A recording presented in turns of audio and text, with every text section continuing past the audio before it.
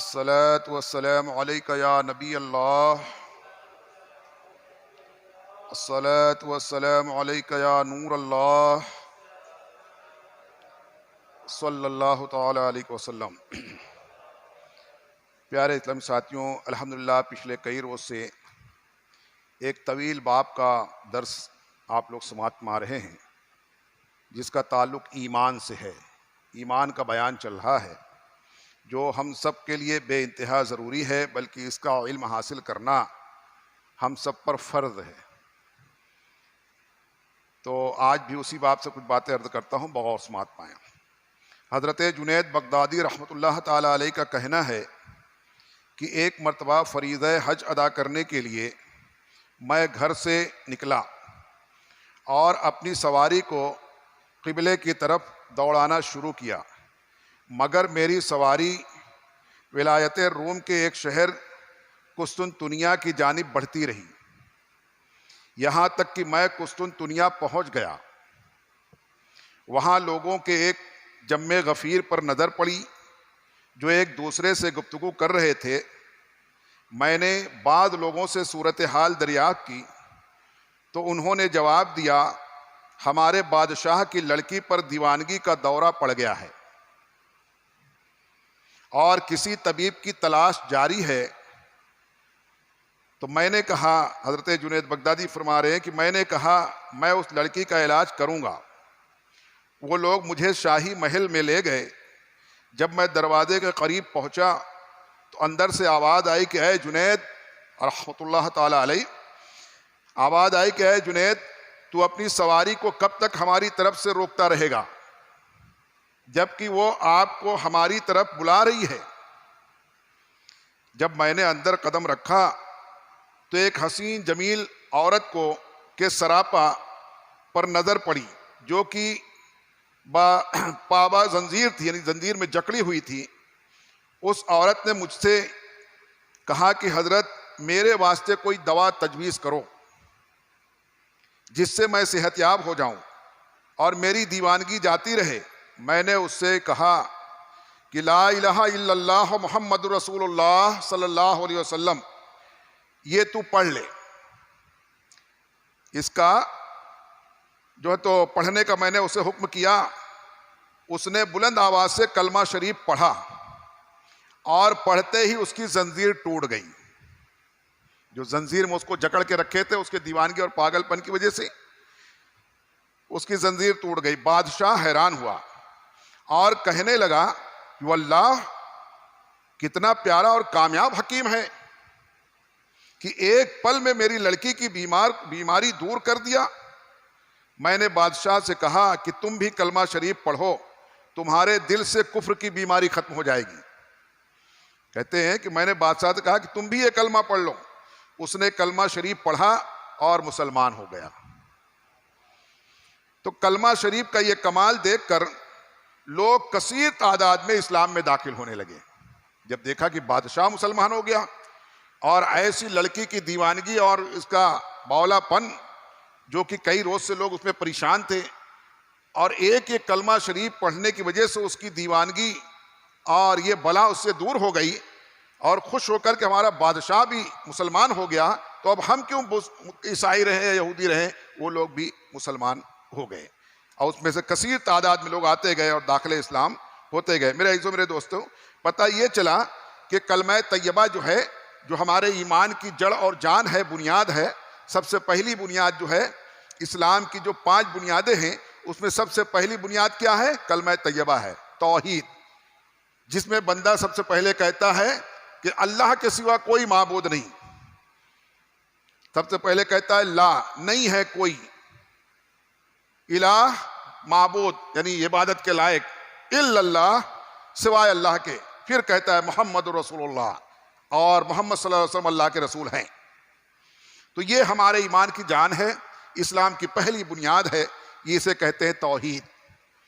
और उसमें इतनी ताकत है, शर्त यह है कि कहते हैं कि जान पत्थर में भी पड़ सकती है, शर्त यह है कि सलीके से तराशा जाए, यानी पढ़ने वाले की जबान भी वैसी हो, उसका दिल भी वैसा हो, उसका अमल और किरदार भी वैसा हो, उसका ईमान भी वैसा हो वरना हाल ये है कि बगैर की सफ़ाई की बात कर दूं, उलमा से सुन करके मैंने भी कहा इसे कि एक जगह कहीं तकरीर हुई और रात में देर तक तकरीर हुई और उसमें जो खतीब थे उन्होंने बहुत सारी चीज़ों की फजीलतें भी बयान फरमाई। उसमें बिस्मिल्लाह शरीफ की फजीलत भी उन्होंने बयान फरमाई कि अगर बिस्मिल्लाह शरीफ पढ़ करके कोई दरिया पे भी कदम रखता चला जाए तो चला जाएगा, डूबेगा नहीं। बिस्मिल्लाह शरीफ पे वो बरकत और ताकत है, उसकी ये फजीलत है। एक गरीब आदमी, अनपढ़ आदमी भी उसमें था जिसके दिल में ये बात बैठ गई कि ये बहुत अच्छी बात है, अब तक मैंने सुना नहीं था। अब सुबह हुई, वो इत्तेफाक से वो जो है ये था लकड़ी काटने वाला शख्स था, लकड़हैरा था, तो उसने लकड़ी उकड़ी काटी और फिर सुबह अपना जब दरिया के पास पहुंचा तो उस दिन कश्ती में नाव में जाने के बजाय सोचे रात में मौलाना साहब कह रहे थे कि बिस्मिल्लाह शरीफ पढ़ के दरिया में कदम रखते चले जाओ, इंसान डूबेगा नहीं, पार चले जाएगा। उसने अपना बोझा सर पे रखे हुए और बिस्मिल्लाहिर्रहमानिर्रहीम कह के वो पानी पे चलने लगा और चलते जाने लगा। अब जो और करीब में लोग खड़े थे, इत्तेफाक से उसमें वो खतीब भी थे जो रात में खिताब फरमा रहे थे तकरीर, वो भी कश्ती के इंतजार में खड़े थे वहां पे कई लोग। तो उन लोगों, अरे भाई कौन हो तुम, कहां से है, ठहरो जरा बात सुनो। कहते उसने कहा कि क्या बात है? बोले तुम कौन हो और तुम्हारा क्या अमल है, कैसे तुम पानी पे चलते चले जा रहे हो, डूबते नहीं हो? बोले अरे मैं तो एक अनपढ़ आदमी हूँ, देहाती आदमी, लकड़हारा। और रात में एक मौलाना साहब तकरीर कर रहे थे, मुझे बहुत पसंद आई, मेरे दिल में बात उतर गई। उन्होंने कहा कि बिस्मिल्लाह शरीफ की ये बरकत है कि बिस्मिल्लाह पढ़ते हुए अगर पानी पर भी चलते चले जाओ तो तुम्हारे कदम पानी के सतह आप पर पड़ेंगे और डूबेंगे नहीं। तो आज मैंने उसी यकीन के साथ अमल किया और वाकई उनका, मौलाना साहब ने बहुत अच्छी बात बताई, वाकई मैं कामयाब हो गया उसमें। बिस्मिल्लाह शरीफ पढ़ करके मैं कदम रखा तो मैं नहीं डूब रहा हूं। तो ऐसा भी होता है, यानी यकीन भी होना चाहिए। यकीन कामिल अमल पे हम मोहब्बत फात है आलम, जहाने जिंदगानी में यह मर्दों की शमशीरें, यकीन कामिल होना चाहिए बंदे को। ये नहीं कि अगर नमाज पढ़ेंगे तो कारोबार छोटा हो जाएगा, गिराक वापस चला जाएगा ना। नमाज तो पढ़ना ही पढ़ना है, ये यकीन के साथ कि जिसकी नमाज और बंदगी है जिसके लिए, वही तो हमारा रज़्ज़ाक भी है ना, वही तो हमें रिस्क देने वाला है। बंदगी उसी की करेंगे और रिस्क देने वाला वही है। तो यकीन होना चाहिए, इस यकीन के साथ। ये नहीं कि अगर मैं नमाज को आया तो मेरा गिराक वापस चले जाएगा, व्यापारी चले जाएगा, कस्टमर चले जाएगा, फिर मेरी रोजी रोटी कम हो जाएगी, मैं लूम छोड़ करके आऊंगा तो मेरी मशीन बंद हो जाएगी, फिर 2-4 वार मीटर मेरा कम हो जाएगा ना। यकीन उस रब पर करो, यकीन उस पर करो जिसने हमें पैदा करने से पहले हमारे लिए रिस्क का इंतजाम कर दिया है।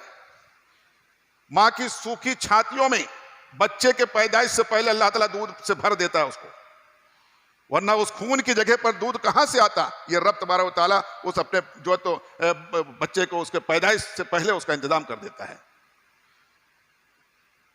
तो इस यकीन के साथ तो पढ़ने वाला भी ऐसा होना चाहिए। हजरत जुनैद बगदादी रहमतुल्लाह ताला अलैह जो अपने वक्त के पाए के बुजुर्ग और वली कामिल गुजरे हैं, अल्लाह ताला हमें भी उनके सदक़े में दीन की सच्ची और सही समझ अता फरमाए और हमारे ईमान कामिल अता फरमाए।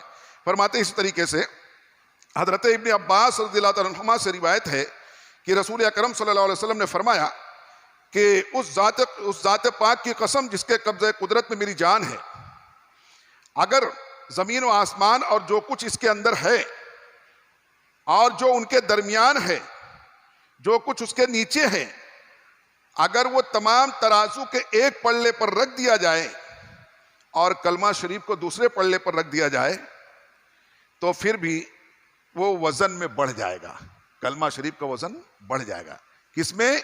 जमीन व आसमान में जितनी चीजें हैं, इसमें दरिया पहाड़ दरख्त सब आ गए, सोने चांदी हीरे मोती जवाहरात सब आ गए इसमें, और जितने खजाने जमीन के अंदर है वो भी आ गए। फरमाओ सबको तराजू के एक पल्ले में रख दिया जाए और कलमा तैयबा ला इलाहा इल्लल्लाह मुहम्मद रसूलुल्लाह दूसरे पल्ले में रख दिया जाए, फरमाया इसका वजन बढ़ जाएगा। कलमा इतना वजनदार, इतना वजनी, इतना आजमत वाला, इतना शान वाला, इतना बुजुर्गी वाला, इतनी फजीलत और बरकत वाला ये कलमा शरीफ है जिससे आज हम मुसलमान इल्ला माशाअल्लाह गाफिल हैं। मैंने पिछले दिनों भी कहा था कि कलमे शरीफ का विर्द किया करो, चलते फिरते करो।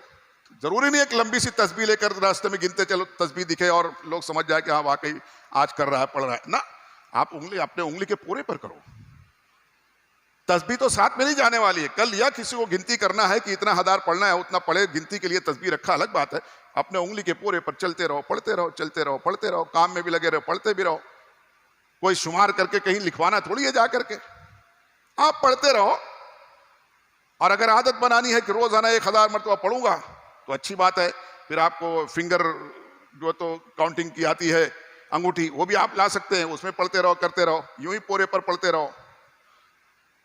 तो इस तरीके से कलमे शरीफ का विद करें। ये इतना जो है तो बाबरकत कलमा शरीफ है।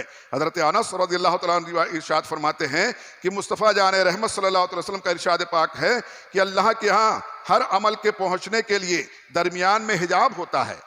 जो अमल बंदा करता है, अल्लाह की बारगाह हिजाब में पहुंचने के लिए पर्दा होता है पहले दरमियान में, वो पर्दा हटता है जब वो अमल पहुंचता है। मगर फरमाते हैं, मगर ला इलाहा इल्लल्लाह मुहम्मद रसूलुल्लाह सल्लल्लाहु अलैहि वसल्लम और बाप की दुआ औलाद के लिए, इसके दरमियान में कोई पर्दा नहीं होता।